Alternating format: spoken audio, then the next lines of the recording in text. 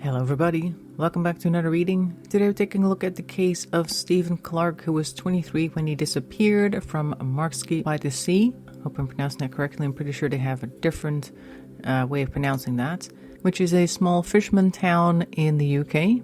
He disappeared on the 28th of December of 1992. Him and his mother Doris were out for a walk along the seashore, and then she went to use a public restroom, and she kind of assumed that he would use the gentleman's side of the restroom. So when she came out, she went and stood in front of the exit of the gentleman's restroom and waited, and he never came out. She did notice that there was a man, or two men actually, with a small girl, and they went in one after the other.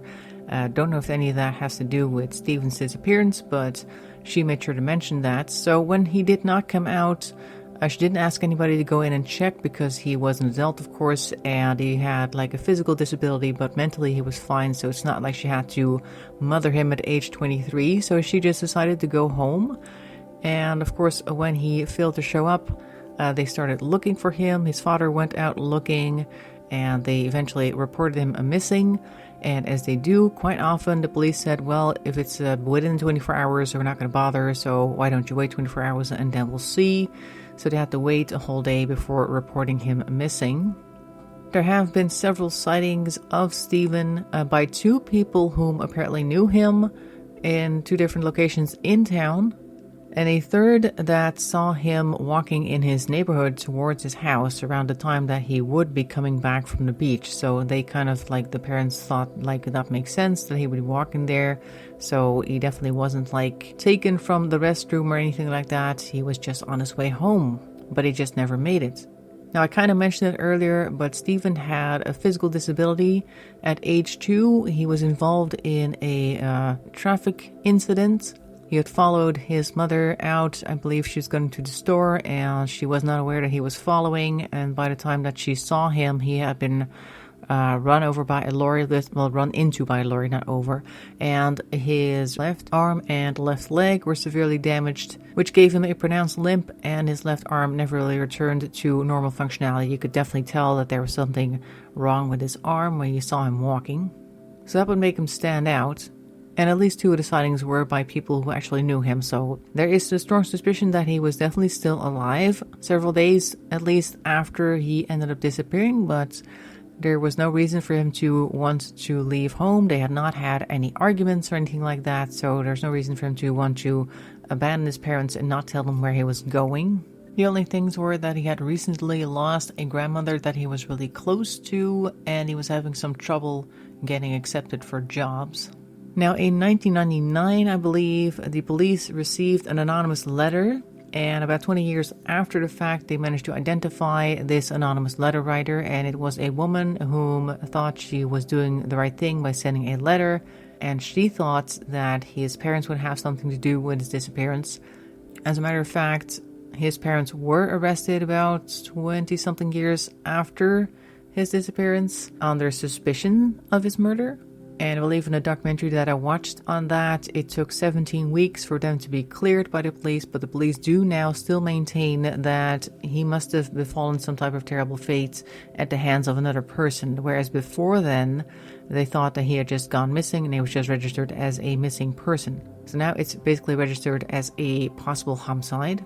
So his parents were suspected at some point. They actually arrested them, and then they went into the house to really turn it upside down to try and find anything that they could. And also they went into the yard and moved the shed and dug underneath it to see if there was anything there. They noted there was an area of interest, I believe they called it, but they didn't actually find anything. And I don't believe that anybody in the community believed that their parents had anything to do with it. But the police were just trying to check every avenue possible, and this was one of the possible avenues, which they then later returned from. But yeah, we still don't know who did what to Stephen. It could be that somebody took him, but then it would have to have been a couple of days later because he was spotted a couple times afterwards. It could be that he got stuck somewhere because, of course, due to his limited mobility, if he got stuck anywhere on the beach or something between a couple of rocks, which is an option there, then he would have limited capability of freeing himself, so that's an option. They also have very tall cliffs there, so it could also be that he maybe fell or jumped off of that, even though they didn't find any remains or anything like that around the cliff sides. Anything's possible, but we just don't know. And that is why I was asked to do a reading on this with the tarot. And we're going to do that starting off with the Hush deck, which is already on the table.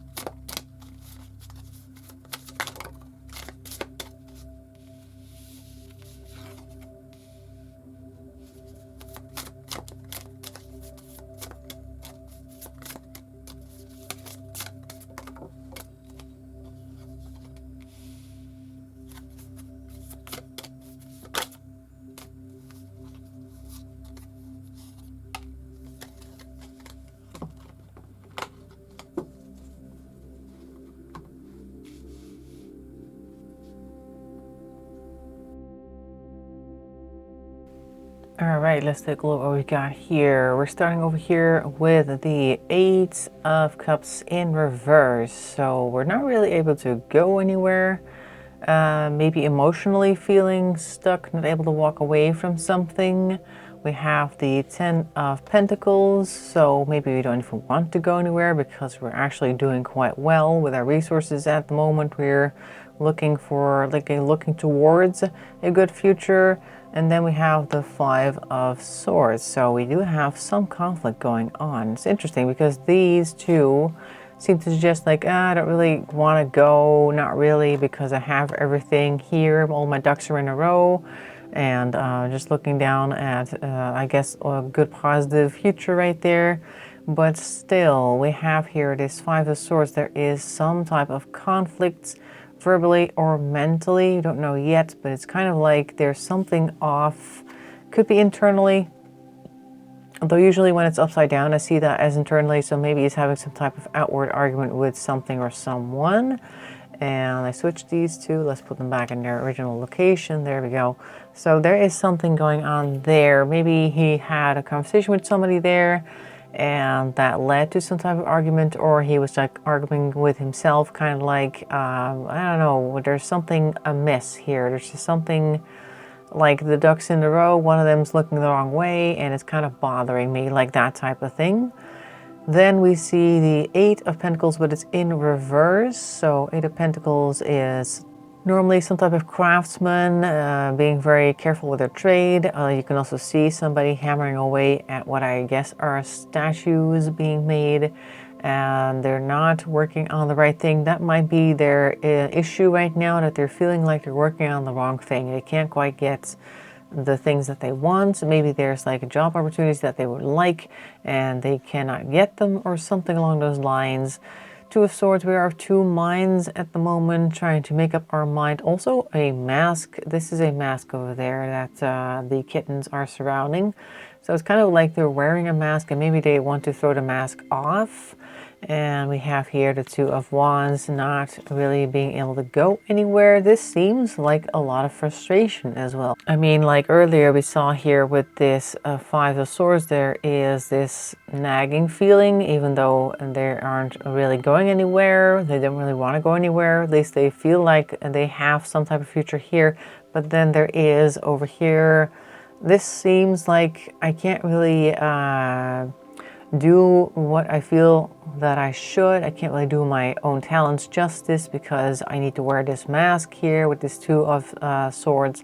Could also just be like, rather than being of two minds, also just saying one thing and thinking something else. And maybe to keep the peace or something. And we're also not able to go anywhere because of this Two of Wands being in reverse. So they don't see much ways out of this weird nagging situation that they're in.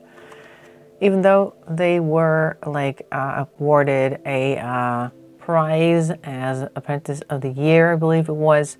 So they definitely had some future there. At least they had quite a lot of recognition there that they could have potentially built on. And maybe that's what this Ten of Pentacles is pointing towards. Like, there's something here for me.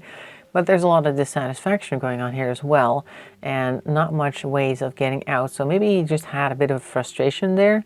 And then we have here a Knight of Swords. So Knight of Swords tends to charge off. So he may have decided quite on a whim to just go out there and do something different. Maybe attempt something different.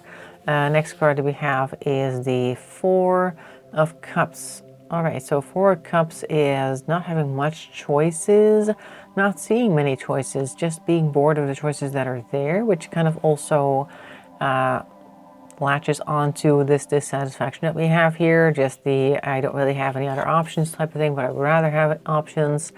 Hangman, trying to take a new perspective, also trying to get out of this snare, potentially with a different mindset as well. So maybe they just kind of went off on a whim to try and arrange for something better. Like, I see this as potentially trying to make plans for just doing something completely different, like throwing everything overboard and starting fresh, like that type of thing.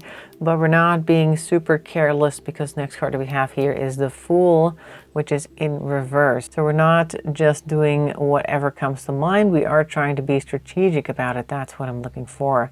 And then we encounter here the Emperor, which is usually like a father-like figure, or somebody who means something in that sense to a person. But what's interesting is that on this card, the Emperor is breaking down what looks to have been some type of temple or something, like a church or something. Normally the Emperor would be kind of the one who is maintaining a bit of a status quo, or at least trying to direct people in the correct direction for them. But in this case, they're kind of breaking down all of the sacred places, I guess, that people have kind of kept upright with tradition and that type of thing, carrying the flag and stuff like that. The Sun is here, so it could be that somebody came up or he encountered somebody who gave them an option that he thought was going to bring more light into his life. So they may have had an encounter with somebody whom he sees as some type of fatherly figure, somebody who has a role that is like that, somebody whom they respect, look up to, that type of thing, who should know better than him, and they gave them another option which they thought was very good, like a good option, a good outlook potentially. So they may have actually gone and sought somebody out or gone to a certain location to try and inquire about things, and then whoever it is that they asked specifically, because the Fool's in reverse, was like, hey, I have an opportunity here for you. It's like probably what you're looking for. And then he was like, yes, that exactly is what I want, and that's just going to make things so much better. Like, oh yes, thankfully I've got something great going on right now. Let's see what else we can get from this point on. So you might be chasing some opportunities. We've got the Ten of Wands. Okay, so we are tired of a burden, but we see that we can hopefully soon cast the burden off, which is what the Ten of Wands usually points towards. Like, you're reaching the end of the road, you're about to drop the load as well. I'm looking at the picture on the card, which looks to be almost like Sleeping Beauty's castle.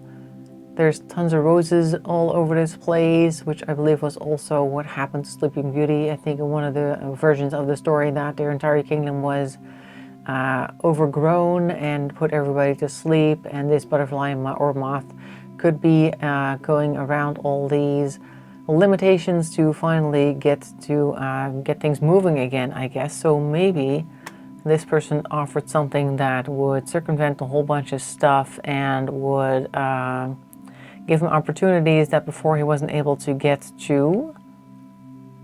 Almost like a once-in-a-lifetime opportunity type of thing. King of Cups in reverse. That might be somebody who has some bad intentions or has some emotionally manipulative tactics that they're using on Stephen. They may be trying to play on their emotions as well. So this may be that they're offering a golden opportunity, which isn't quite the golden opportunity that they are making it seem, but they have their own motivations for making it seem like it's this best thing ever. They want them to be positive about their idea, their suggestion, and therefore they're using some of these emotional manipulation tactics. Oh, that one went down here. It's the Sun again. We are reiterating the fact that this is probably the best opportunity that they'll ever get by once again showing them the amazing positive thing that they will be heading towards.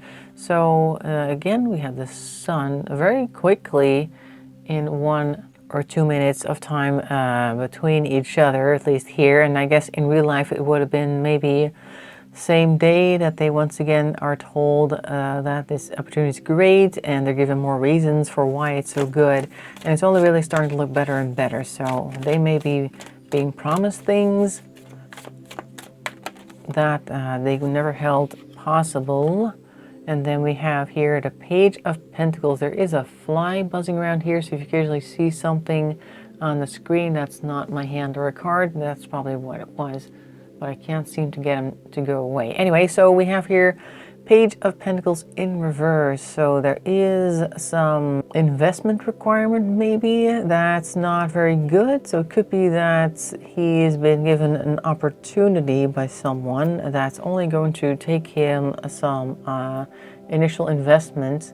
And if, of course, according to the person who is making the suggestion, it's probably not that big of a deal because you're going to make it back. It's starting to sound a bit like they were reeled in by somebody who just wanted to sell them a dream, and it wasn't actually going to be a reality. Now, who or what remains to be seen. Let's take a look what happens next. Okay, we got a couple of cards there. So after they have been sold the dream and they are actually paying into it, we have the Two of Wands, and now we're moving somewhere, but it's not the best movement. As you can see, it is almost like a bandit. And now we have the King of Swords. All right, so we are maybe being taken to a second location, as they put that, potentially under duress, but maybe also under some logical persuasion here with the King of Swords, whom is now like, okay, this is what's going to happen. You're going to do this, you're going to do that. And they're like being taken in almost in this whirlwind storm of things to keep them busy, things to keep them off balance, like they tend to do that whenever they see that you're falling for a certain amazing opportunity. They give you lots of things to consider and look into and do to basically stop you from thinking logically. That's kind of what this seems to be pointing towards. Let's see what happens next.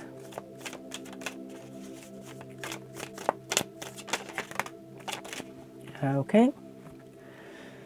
This is Wheel of Fortune, and it's in reverse, so not the best position for the Wheel of Fortune to be in. Things are changing for the worse is what that's pointing towards. We have the Four of Wands. We are pretending that things are well, however, and then we have the Hermit, so we are withdrawing perhaps from society. So it could be that they are retreating. They may be taken to another location to retreat and stuff like that. But the Wheel of Fortune is turning very quickly, but not perhaps in the way that he would like it to turn. What I notice about this Hermit card that I haven't seen about this Hermit card before is that there appears to be a centipede in there with them in the coffin, and they've kind of like shielded themselves, and they're accepting things that they normally would not, which I think is what this centipede is kind of pointing towards. They seem to be coexisting over here in this coffin, and he's mostly focused on the light. It's almost starting to sound like some type of recruitment for a weird type of cult or something. Now, I don't know if there's any cults active over there, but probably people in town would have known about it if there were, but this could be somebody who was from outside of town who was just there because I believe it was a busy day along the seaside there. Anybody could have shown up from outside of town, although it may have been somebody from inside of town because I don't think anybody would have missed there being an outsider there on that day, since everybody has been trying to solve this case and most people in town knew him, so it would be difficult for people to see them together with somebody whom they didn't know and then not report that to the police after the fact, after it became clear that he was missing. So he's somehow withdrawing, and this is making them feel good as well because of the Four of Wands, or at least there's some type of harmony here, in harmony with themselves, with other people, or their situation, and just going internal over here. I don't know what the timeline is of these cards, but we'll see if we can get any more information. Oops, okay, there's the one on my lap. I'll grab that first. It is you, Queen of Swords. All right, so now we're also looking at things in a logical fashion, but once again in a manipulative fashion as well. So the King of Swords energy over there continues, but now instead of just giving them logical things to work on, they're giving them slightly skewed things that sound logical to work with. So they may be basing their actions on lies. We have the Seven of Wands. They're being challenged on their position. But we have a Queen of Cups here as well, whom I haven't seen in this deck before, so that's also interesting. Queen of Cups might be trying to manipulate them emotionally. Also, if you look at this picture, it almost seems like somebody's offering them friendship, or maybe something more than that. Potentially offering him things that he felt that he wasn't going to be able to get on his own. He may have actually struggled with finding a relationship or something along those lines, so it could be very easy for somebody to kind of catch him on that type of thing, just to get his attention and keep his attention, basically promise all sorts of things that they figure he would be longing for. Maybe that after this Queen of Swords was starting to throw stuff at them, he kind of protested, and then they tried to pull him back in with like love bombing, I think they called that. Let's see what else we can get, like what happens next. Oh. What is this? We have the Seven of Pentacles. We're seeing stuff ripen on the vine. It could be that we're now looking at the actions that we've taken and we are not super impressed with them. Usually the Seven of Pentacles is us not being super impressed with the harvest that we have accomplished or that is coming up. And now we're taking some action here with the Knight of Wands, and the Page of Swords is speaking words in carefully. Could be that this is the part where he decides that he's had enough and he's actually not on board with whatever this is, and now they are kind of fighting against it, so there may be some trouble there. Oh, that one also wanted to be immediately selected.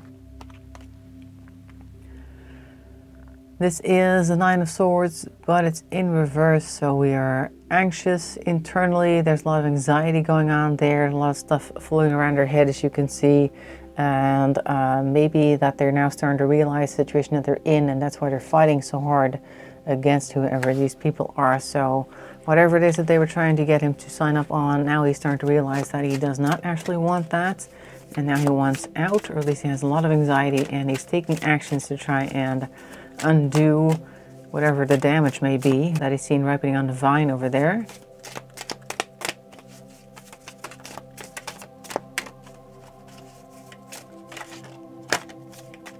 One of them dropped underneath here.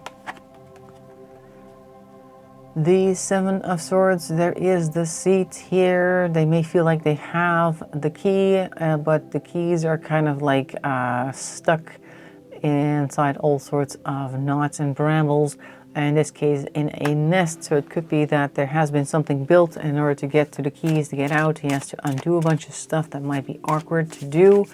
There appears to be somebody guarding this nest as well. I don't think that that's representing him. This one flipped. It is the Queen of Swords. All right, Queen of Swords is back. So now you're once again trying to lay down the law and trying to reason their way out of, I guess, Stephen. And oops, and that may also be some other, well, you know, she's not wearing a whole lot, but this strikes me, this queen, as somebody who would use whatever it is that they've got without thinking too much about it or having any issues with the moral implications, as long as it reaches their goals, like that type of person. And then we have the Five of Pentacles in reverse. So now we're being told, or we feel like we're completely dejected. So now we're not really able to do anything because we have nothing to go on.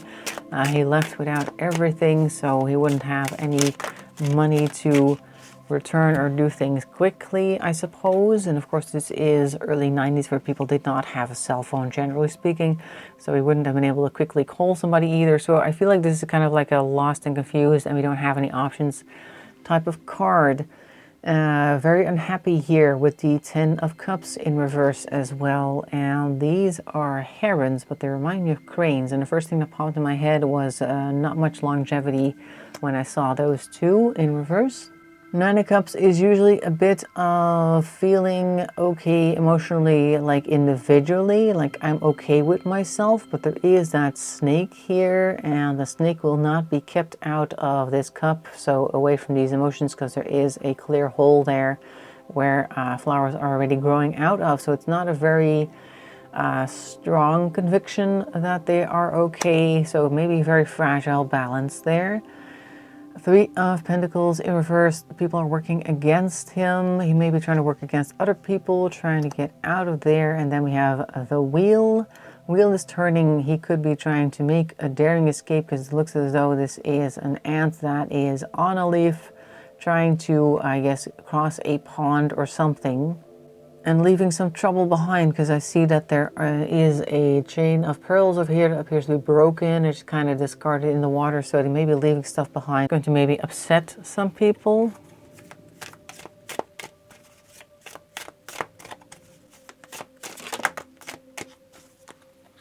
And then we have, who do we got? The Eight of Wands. So Eight of Wands is also being very quick to move, quick to act. It's also often a communication card, but the person on the ground appears to be kind of passed out. They're not really sleeping. Their eye looks to be black, so it's like maybe they were attacked or something that made them incapable of communicating. In any case, they're not in the best position. They're definitely not in a good position, because I feel like there is almost a hornet's nest over there.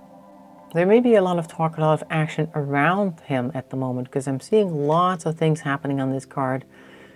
There's more, I think, centipedes. There's something going on over here. There's like small horses in the vegetation. There's the nest over there that appears to be inside this person's chest, so they may have been out for a while. So this may also mean like some way of trying to cover things up around him. Birds up there trying to draw attention with their song, and there's tons of flowers that are drawing people's eyes away from what's going on over here, because there's a lot going on over here. Could be that the escape was not a successful one, and now whoever this other party was is trying to deal with the result of that, the attempt at foiling the escape, so to speak. So I feel like this escape attempt may have ended very badly for Stephen. And it's almost like a whole circus was drawn up around trying to hide the fact that they were even there or something along those lines. Let's see if we're ever going to find out what happened there, because this is so far... Oh, this one's already flipped. Okay, so I guess we didn't see this one earlier. Okay, so the world is in reverse, and that is something that I often see as somebody being hidden from the world, but I am looking at the hourglass that they have over there. The person with the scythe kind of reminds me of death, of course, and they've got this hourglass of sitting on the world, so I feel like this being hidden from the world is a temporary thing. Maybe we will see something from him eventually, but it's a matter of time, it looks as though. Let's see what else we can get.